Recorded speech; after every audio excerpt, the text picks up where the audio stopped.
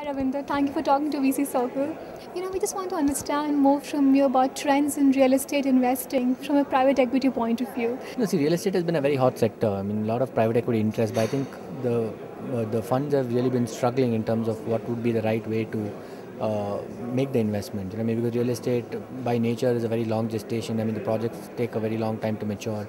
Funds have their own life cycle of 3 to 5 years, and projects sometimes, even the smallest project takes anywhere between 2 to 3 years, and the larger projects take even maybe 5 to 8 years. So there's always a challenge between managing the fund expectations from a life cycle perspective and the project life cycle. What we are seeing is that in the last maybe 6 to 8 months, the private equity in its true sense does not exist in real estate. But funds have been very happy to invest, but more on a structured transaction basis. So they're looking at some sort of a downside protection and maybe some upside that comes out of projects, but it's more specific at a very project level sort of investments, and on a structured basis what we are seeing nowadays.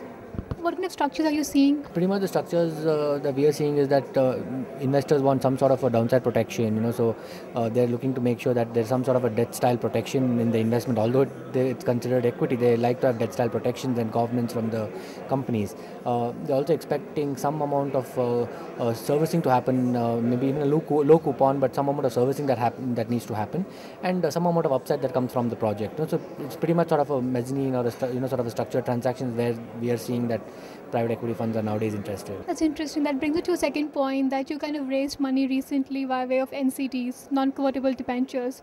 So would you be looking at raising money again by the same route, or would you explore a private equity route of funding?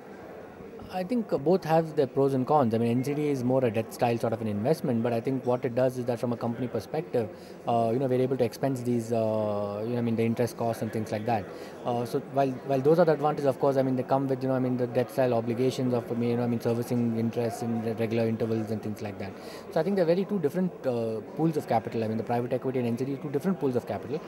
From our perspective, I mean, we are very conscious about how much debt we hold in our books, and at this point of time, we believe that we are more open to a more equity style investment rather than doing an NCD, because as a policy we don't want to be too over leveraged on our balance sheet. So how much are you looking to raise? We're actually in talks to raise close to about 500 to 550 crores. Primarily for pre-development, we have identified land parcels where acquisition is over, land is ready to be developed, and we find that this pool of capital is very hard to come by from traditional source of capital. Pretty much, banks are not willing to lend unless project approvals are in place. But in larger projects, to really bring the project to a state of approval, it takes a lot of investment, architect costs, consultants, statutory deposits. So it's really that part of the capital structure that we are looking to raise money for, so that by spending this money towards development, we're able to maybe create inventory worth 4,000 to 5,000 crores. Interesting. So in terms of your fundraising plans, there was a news that you kind of are in talks with Baring Private Equity. I mean, are you in close discussions with them? We've been talking to several, including Baring. I mean, it's not restricted to Baring, but we've been talking to many investors. I mean, trying to share our business plan with them, trying to see if there is interest. We're looking to see if, our wavelengths match with the investors' wavelength, our horizon match with the investors' horizon. So, I mean, I think it's a very involved process, this investment. I mean, it doesn't happen overnight. And I mean, it's really, you need to get comfortable. It's almost like a marriage, So, it takes a lot of time. So, I mean, we've been in discussions with many people, and hopefully in the next maybe 2 to 3 months, we'll see some closure in this aspect. When do you see something? I think about 3 months' time. I think we're ready we've made significant progress from a diligence perspective on the company. So I think we're more or less there. It's now really trying to thrash out some of the finer points and just see who's the right partner to invest with. I think it's largely sentiment. It's historically nobody's made money in real estate. I mean, many companies have gone public, and you've seen all of them are trading at maybe 50% of 30% of their list price. So there's that angle to it. There is the angle of transparency that kind of always plagues the industry. People perceive this industry not to be transparent. So there is a certain discount that the industry takes, for the lack of corporate governance, if I may say so. So that kind of puts the prices down. Thirdly, real estate is a cyclical business. I mean, there are ups and there are downs. And I think we're going through a cycle where the global sentiments are not necessarily that strong. And, so I think all this combined, is kind of taking a toll on the real estate sector. Any kind of insight you can give us on real estate prices? Will they go down or up in near future from a retailer point of view? I think from a retailer point of view, if you're buying a home, I think there's never nothing as a good time. I think every time is a good time because at least in my limited experience, I have not seen prices really come down. I mean, people talk about prices going up and coming down, but it doesn't really translate at the retail level. I mean, we see transactions getting frozen. That really not so much, not so many transactions happening. But and there might be a freeze on that, but we really never see prices come down. So I think if you're looking to buy a home, it's always a good time, is what I believe. I think different cities have different aspects to it. I think what I hear is that Bombay, Delhi is a little overheated, and there is some pressure in terms of pricing as well as maybe absorption.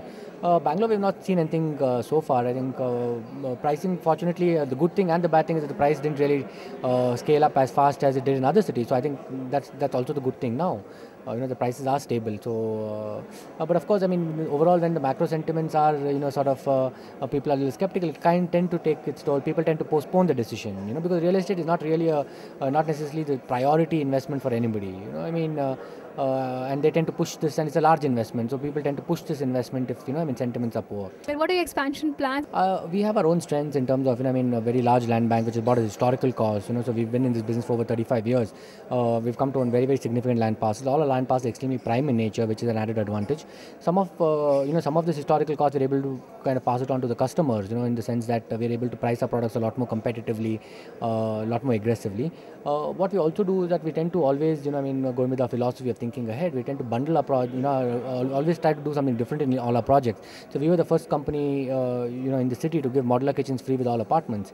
We again innovated when we went to when we launched a project in the south where we felt that it was predominantly an IT-oriented audience. We gave keyless entry. I mean, these are small sort of innovations, but I think it kind of really played well into the customers' minds, and we're able to in a short time create a sort of an identity within our target audience. Going forward, what we are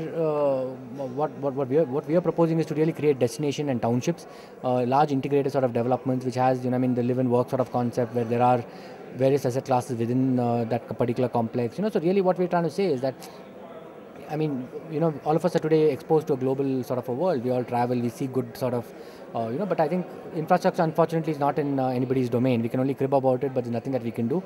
So we believe that if we're able to create this sort of pockets of world-class infrastructure, like 100 acres to 200 acres sort of township, and really give a world-class sort of a living opportunity along with the allied sort of social infrastructure like colleges, schools. I think that is going to be a really big sort of thrust area. So that is where we are seeing ourselves going forward.